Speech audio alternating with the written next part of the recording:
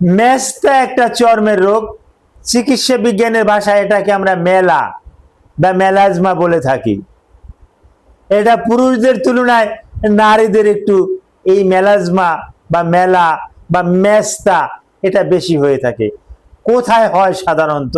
এটা মুখমণ্ডলে বেশি হয়, এই নাকের পাশে, চোখের উপরিভাগে, চোখের নিচে, এই আমি যে গালের যেখানে এখন হাত দিয়ে যাচ্ছি এই গালের এখানে এখানে বেশি বেশি হয়ে থাকে। এখন এই মেলাজমা বা মেলা বা মেস্তা, বাংলায় মেস্তা বলে, এই মেস্তা কেন হয়? এর কি কোনো চিকিৎসা আছে? অবশ্যই চিকিৎসা আছে। কেন হয়, কি চিকিৎসার মাধ্যমে ভালো হয়, কাদের কাদের এটা বেশি হয়? আগেই তো শুনলাম পুরুষের তুলনায় মেয়েদের বেশি হয়। মেয়েদের বেশি হওয়ার কারণ কি? এই ব্যাপারগুলো নিয়ে আমি আলোচনা করব। আসসালামু আলাইকুম রহমতুল্লাহি ওবারাকাতুহু। আমি ডাক্তার মীর শহীদুল ইসলাম। আমার চেম্বার শুভেচ্ছা 255, ঐতিহ্যবাহী শেখ ঘাট, সিলেট। যে গুগলে ডাক্তার মীর শহীদুল ইসলাম কথাটি সার্চ দিলে আপনি আমার সম্পর্কে বিস্তারিত তথ্য পেয়ে যাবেন। দর্শক শ্রোতা, আলোচনা করব মেলাজমা, মেলা বা মেস্তা নিয়ে। এটা পুরুষদের তুলনায় মেয়েদেরও বেশি হয়ে থাকে। পুরুষদের যে হয় না এমন কথা আমি বলছি না, তবে মেয়েদের এটা বেশি বেশি দেখতে পাই। আমাদের চেম্বারে যে সমস্ত রোগী আসে এর বেশিরভাগ ক্ষেত্রেই মহিলা। এখন মহিলাদের এটা বেশি হওয়ার কারণ কি? জি, মহিলাদের এটা বেশি হওয়ার কারণ মহিলারা অতি তাড়াতাড়ি মুটিয়ে যায়। তাদের উচ্চতা থেকে তাদের ওজনটা বেড়ে যায়। এই ওজন বেড়ে গেলেও কিন্তু এই মেলাজমা হয়। এবং যদি মেয়েদের যদি ওরাল কন্ট্রাসেপটিভ পিল অর্থাৎ জন্ম বিরতিকরণ পিল, এ জাতীয় পিল, ইনজেকশন, এগুলো যদি নিয়মিত যদি নিতে হয় বা নিচ্ছে, তাদের ক্ষেত্রেও কিন্তু এই মেলাজমা, মেলা বা মেস্তা এটা কিন্তু বেশি বেশি করে আমরা দেখতে পাই। পুরুষদের কি হয় না? পুরুষদেরও হয়, তবে খুব একটা কম। তো যে সমস্ত মহিলাদের বা যে সমস্ত পুরুষদের এটা হয়, তাদের আর কি কি কারণে হতে পারে? একটা জানলাম যে ওরাল কন্ট্রাসেপটিভ পিল খাবার বড়ি খেলে বেশি বেশি হয়ে থাকে।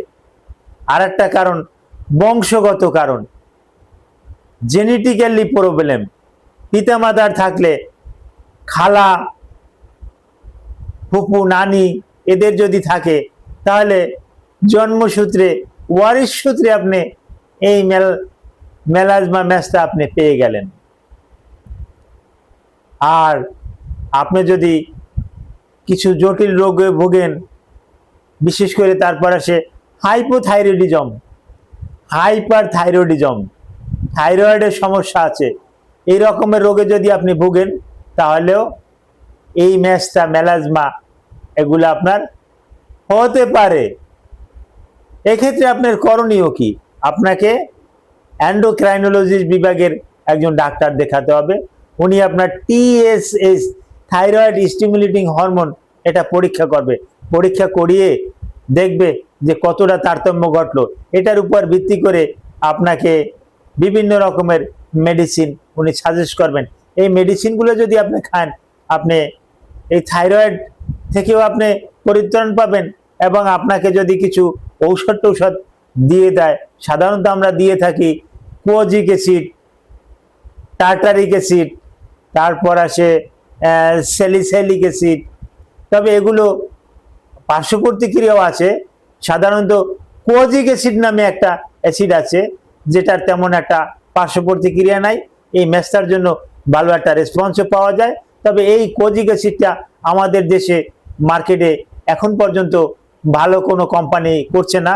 স্পেনের একটা আমি রুগীদেরকে দিয়ে থাকি, ভালো রেসপন্সও পাই থাকি। নিউডেস পেগমেন্টাল ওটার ব্র্যান্ড নেম।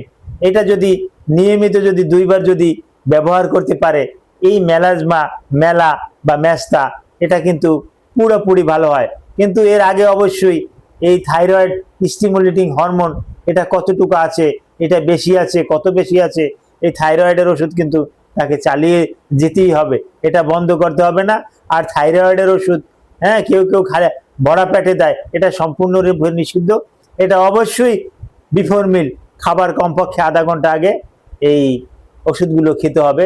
বিশেষ করে লিভোথাইরক্সিনটাই আমরা দিয়ে থাকি, এটা 50 মাইক্রোগ্রাম, 25 মাইক্রোগ্রাম, 100 মাইক্রোগ্রাম, এগুলো বিফোর মিল খাবার আগে আমরা দিয়ে থাকি।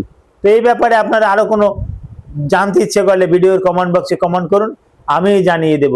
Thank you all.